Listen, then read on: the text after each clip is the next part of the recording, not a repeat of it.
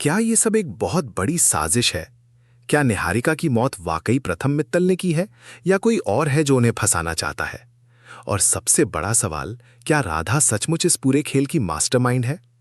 कहानी की शुरुआत राधा के मन की अधूरी इच्छाओं से होती है, जो शायद अब धीरे धीरे पूरी हो रही हैं। वो एक मिनी क्वीन बनकर सब पर नजर रखती है, ये जानने के लिए कि नार आई के बीच क्या चल रहा है। ये एक ऐसा अजूबा है जो उसे हैरान करता है। इतना रोमांटिक माहौल है, लेकिन प्रेम पंछी अलग अलग खड़े हैं।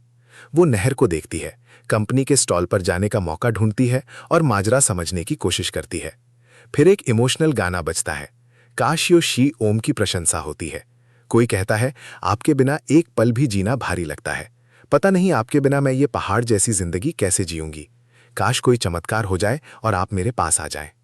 रूही एक बड़े बिजनेस एक्सपो में हैंडसम बिजनेसमैन ढूंढ रही है, पर उसे सिर्फ पुतले नजर आते हैं जो इंसानों जैसे लग रहे हैं।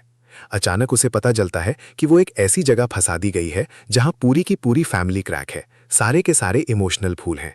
उनकी बातें सुनकर उसका दिमाग खराब हो रहा है। तभी एक टीम रूही पर दबाव डालती है कि वो किसी भी तरह से सिग्नेचर ले ले, वरना एक बड़ी जमीन हाथ से निकल जाएगी। रूही कोशिश कर रही है, पर समझ नहीं आ रहा कि कब तक ये नकली बनना पड़ेगा। राधा और रूही मिलती हैं। राधा को रूही की चिंता है कि उसने ठीक से खाया पिया नहीं है। तभी मिनी क्वीन का जिक्र आता है और फिर बात रूही और नहर के रिश्ते पर आ जाती है। अचानक अग्नि के भेष में कोई गड़बड़ कर देता है। ये पता चलता है कि पुतले के भेष में यहाँ अग्नि थी। क्या अग्नि ने युवराज की बातें सुन ली? क्या उसे शक हो गया कि वो नहर नहीं है? पूनम और सुमित्रा के बीच जेवरों को लेकर बहस होती है। पूनम नकली हीरे बेचकर अमीर बनने की फिराक में है, जबकि सुमित्रा असली नकली की पहचान रखती है। इसके बाद कहानी एक अप्रत्याशित मोड़ लेती है। पुलिस प्रथम मित्तल को गिरफ्तार करने आती है। उन पर मर्डर का चार्ज है। मिस निहारिका के खून का इल्जाम है, जिसे खाई से धक्का दिया गया। मित्तल परिवार खुद को बेकसूर बताता है और उल्टा निहारिका पर ही सबको मारने की कोशिश करने का आरोप लगाता है। वे कहते हैं कि निहारिका जिंदा है और खुद बस को खाई की ओर ले जा रही थी। युवराज, जो वहां मौजूद था, गवाही देने से कतराता है। वो बस रुकवाने की बात कहता है, पर यह नहीं बताता कि बस कौन चला रहा था। इंस्पेक्टर को उनकी बातों में विरोधाभास नजर आता है और प्रथम मित्तल को गिरफ्तार कर लिया जाता है।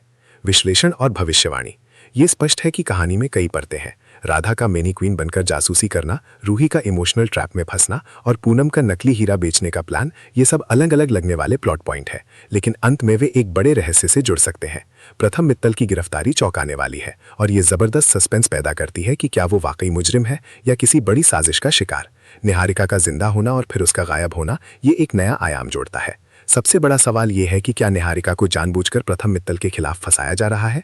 क्या राधा ही इस सब के पीछे है, जो अपनी अधूरी इच्छाएं पूरी करने के लिए खेल खेल रही है?